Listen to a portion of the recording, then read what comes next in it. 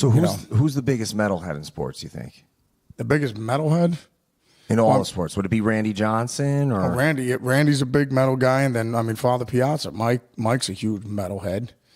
And then, and just digs rock in general. But, I don't know. Then wasn't there a bunch of guys on the Dallas Cowboys? I remember, a bunch of the fellas on the Cowboys were into it. A bunch of offensive linemen. So, it's just, no, because I remember they were doing the award show. The biggest sports guy into metal. Athlete or whatever. Yeah, metal athlete of the year. Yeah, totally. Yeah. Because with this network, with Gas Digital that I'm on now, we have a UFC guy, this guy Michael Bisping. We have the announcer Bruce Buffer. We just signed this Lisa Ann, who I guess is huge in like fantasy sports, but she used to do adult movies or whatever. Do you do fantasy sports too? No. Okay. But when did that just cuts into time of smashing my man boobs. I got to pick my all right. I got to pick my spots.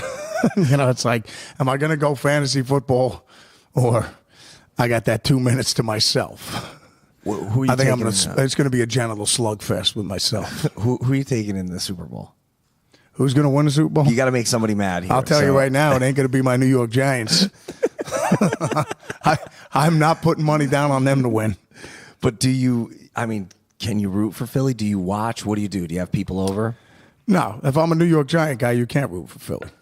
Usually you'd go for an NFC team if you're a New York Giant, because if you're an AFC guy, if your AFC team doesn't make it, you stick with your division. Yeah. Like if the Yankees don't make it, I root for whoever's in the American League. Did you know what I mean? Did you already play Philly on this tour? What's that, boss? Did you already play Philly on this tour? No. We're playing it Saturday. Okay, so I'll make sure this doesn't air before then, because we don't need any Giants. Yeah, but no, it doesn't matter. I mean, they all know I'm a Giant fan anyway. So we always have fun with it anyways. You just roasting each other's balls. So it's always a good time. But no, we were just talking about Captain America though, Brady, and the whole thing is talking about greatest quarterbacks of all time. Just being, if you're a football fan, the whole thing is. Against Terry Bradshaw and Joe Montana, that the only other guys that could sit at that table, of 4 Super Bowl rings. Then you got Captain America, but one thing that Father Joe and Terry didn't have is free agency. What I'm saying is where Captain America almost has, it's like college football. You have a revolving door of players every year because, everybody's graduating and you have the next new batch of players. So to be able to win and play at that high of a level with new guys almost every year. The constant was Welker for a bit, and then you had Gronk. But, which is huge, to have a go-to guy. But, with Father Joe, he had Jerry Rice and Taylor every year. He had Craig. Name me a running back that Captain America had.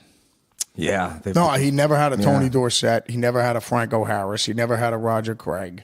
You know what I'm saying? So, and the other thing is, too.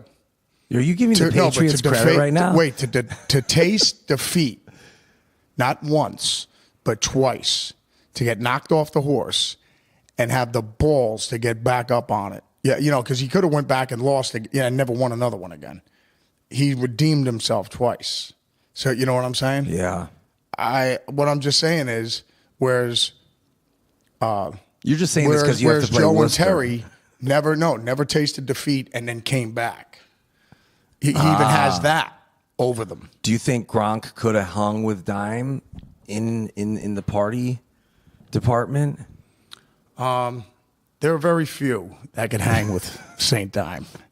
Pepper was just telling me some severe comedy the other day about Dime coming in at like 8 o'clock in the morning when they were touring Australia or something like that at 8 in the morning with just a tray full of Crown and, just black toots or whatever, 50 black toots. And he was like, all right, we're doing a drinking contest and last man standing or whatever. And he said it got down to the point where we drank all day until Pepper said, Zakk, he goes, it was just, we drank the hotel out of booze, and the only thing left there was those little bottles of Kahlua or whatever. And it actually got to the point where we were down in those things, and it got to a point, he goes, we just called it a truce. It's like, It was just a truce. It's like, I'm done, bro. Like, but mind you, probably both their livers were throbbing out of their bodies along with their pancreas and kidneys. But I mean, yeah, he said it was like beyond silly, man.